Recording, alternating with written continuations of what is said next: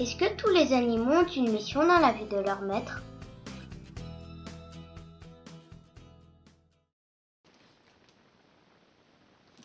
Alors, est-ce que les animaux ont systématiquement une mission dans la vie de leur maître? Oui, bien évidemment, puisque comme on l'a dit à plusieurs reprises, il n'y a aucun hasard. Dans l'arrivée d'un animal dans la vie d'une famille, c'est toujours le bon qui arrive au bon moment. Et donc, concrètement, un animal, dans la plupart des cas, il a une mission en particulier vis-à-vis d'un humain de sa famille. C'est-à-dire qu'un chien qui, par exemple, va être adopté par une famille dans laquelle il y a un couple et 2 enfants, il peut avoir beaucoup d'amour et des liens très forts avec chacun des membres de la famille. Pour autant, sa mission sera spécifiquement pour l'un des membres de la famille. Ça, c'est le cas de figure le plus fréquent, qu'un animal soit là pour une personne en particulier. Et donc, c'est avec cette personne qu'il va être en résonance miroir. Ce qui est intéressant aussi de dire dans les missions de vie, c'est que, par exemple, une personne qui a dans sa famille le deuil non fait d'un enfant, cette personne, si elle aime l'espèce animale chien, elle va être attirée inconsciemment beaucoup plus par les chiens de petite taille, donc les races par exemple les chihuahuas, les yorkshire, les shih tzus, etc., que par les chiens de grande taille. A contrario, une personne qui a dans sa famille le deuil non fait d'un parent, le parent représentant aux yeux de l'enfant la protection, cette personne-là, si elle est toujours intéressée par l'espèce animale canine et qu'elle a envie, quand elle devient adulte, d'adopter un chien, elle sera plutôt attirée par les chiens de grande race. Typiquement, un bouvier bernois, un Saint-Bernard, un Terre-Neuve, un berger allemand. Voilà, en tout cas, un chien qui, vous voyez, ne serait-ce que par son physique, sa stature, en impose. Et quelque part, si vous êtes accompagné par un Patou des Pyrénées ou par un Saint-Bernard, vous vous sentez automatiquement protégé. Voilà. Donc ça, c'est quelque chose qui est assez important. Et si je développe plus précisément l'exemple d'une famille dans laquelle il y a le deuil non fait d'un enfant, si par exemple vous avez une grand-mère qui a été enceinte pendant, je donne l'époque de la Seconde Guerre mondiale, et qu'elle a fait une fausse couche, donc son enfant est mort in utero, ou si elle a accouché d'un enfant, mais que cet enfant, par exemple, est décédé d'une maladie infantile entre ses 0 et ses 2 ans, parce que pendant une guerre, c'est plus compliqué d'être accompagné médicalement quand on accouche, et d'accompagner aussi son bébé dans les premiers mois de sa vie.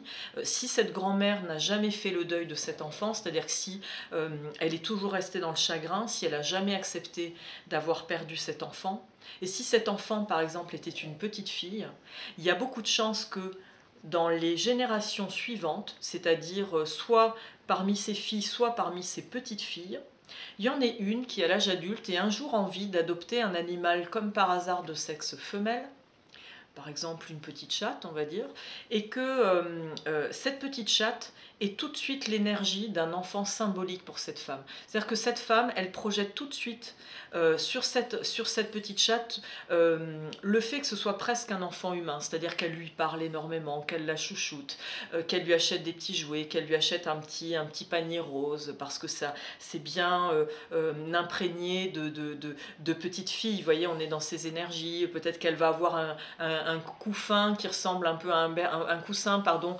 qui ressemble vraiment au coussin qu'on met dans les berceaux, dans les anciens couffins. Voilà. En tout cas, on est vraiment dans une énergie où on a une femme qui a un animal, mais quelque part, c'est comme si elle avait un enfant humain dans ses bras quand elle porte son animal contre elle. Et en fait, si vous voulez, cette petite chatte, qu'est-ce qu'elle fait? Ben, clairement, énergétiquement, elle vient prendre la place de cette petite fille qui est décédée il y a plusieurs générations, mais dont le deuil n'a jamais été fait. Quelque part, cette petite fille, elle est toujours présente énergétiquement dans cette famille. Et le chagrin, il est toujours présent. Et donc cette petite minette, eh bien, elle vient, ne serait-ce que par sa présence. Sa mission, c'est déjà de venir restaurer, de venir réparer, de combler finalement le vide qu'a créé la perte de cette petite fille. Ça, c'est le premier point. Mais il y a quelque chose qui est plus fort en général dans la mission des animaux, c'est que si cette minette, ça n'est pas à souhaiter, mais c'est malheureusement souvent le cas pour un animal qui vient faire travailler le deuil non fait d'un enfant humain dans une famille, souvent cet animal, quand il tombe malade, il peut même tomber gravement malade, et vous pouvez même être amené à l'accompagner j'ai envie de dire, jusqu'à sa mort. Et tout ce processus d'accompagnement de cet animal jusqu'à son dernier soupir, c'est un processus qui vous met dans la situation qu'a vécue votre grand-mère, c'est-à-dire une maman qui est en train de perdre son enfant, peut-être d'une maladie infantile. Et malheureusement, il n'y a pas de remède, il n'y a pas de solution pour sauver la vie de cet enfant. Mais voyez-vous, quand vous accompagnez votre petite Minette jusqu'à son dernier souffle, bien sûr avec l'aide d'un vétérinaire, mais voilà, en faisant cet accompagnement avec plein d'amour, plein de respect, voilà, beaucoup de présence, quelque part vous êtes en train de réaliser le deuil d'un enfant et donc vous soulagez cette mémoire familiale, c'est-à-dire que vous permettez à l'empreinte énergétique de cette petite fille qui est décédée et dont personne de la famille n'a accepté le décès, vous permettez finalement à l'énergie, cette empreinte-là énergétique, de s'évaporer, d'être libérée.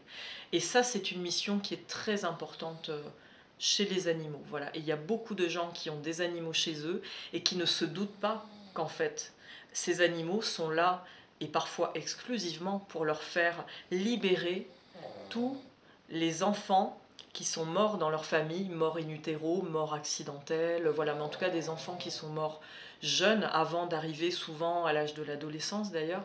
Et par exemple un animal qui meurt accidentellement, votre chat qui traverse la route, qui s'échappe de votre jardin, qui est percuté par un véhicule et qui meurt, c'est la symbolique d'une mort accidentelle d'un enfant. On peut imaginer un enfant qui, dans votre lignée familiale, dans une époque assez reculée, a été peut-être renversé par une carriole tirée par des chevaux, qu'il a été piétiné par les chevaux et qu'il est mort. Donc vous voyez, il y a aussi une synchronicité dans les circonstances entre la mort de cet animal qui représente un enfant symbolique et la mort de votre ancêtre qui est mort enfant dans des conditions parfois vraiment extrêmement choquantes. Voilà. Donc ça, c'est l'un des grands pans des missions qu'occupent les animaux domestiques à nos côtés. Voilà.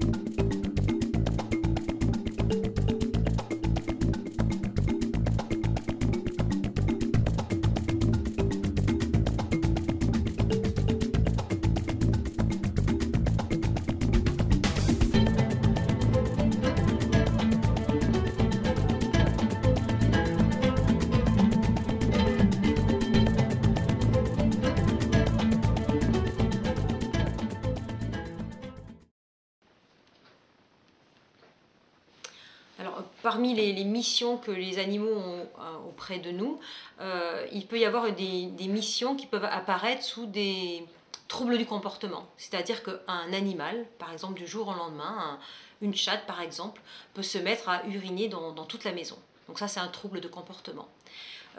Qu'est-ce qu'elle fait vivre cette chatte à sa gardienne? Elle fait en fait un marquage de territoire. Elle marque son territoire. En marquant son territoire, elle donne l'information à sa gardienne. Tiens, est-ce que toi-même, tu n'as pas un problème avec ton territoire? Est-ce que toi-même, tu n'as pas un problème au niveau de tes racines, de ton enracinement? Est-ce que tu n'as pas un problème au niveau de ton positionnement? Et en fait, on a un exemple très très précis où une petite chatte s'était mise à uriner du jour au lendemain comme ça. Et sa gardienne a réfléchi effectivement sur dans quelle situation de sa vie elle ne se positionnait pas, si c'était au niveau familial, au niveau professionnel, personnel, dans la vie de tous les jours avec ses amis.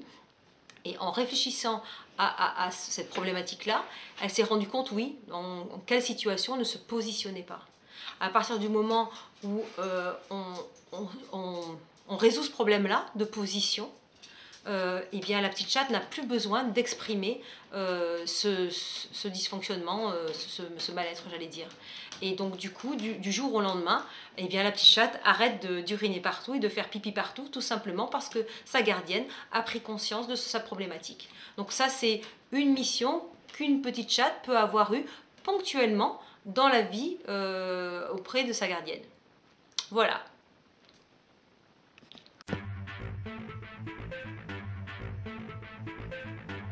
À bientôt pour de prochaines aventures.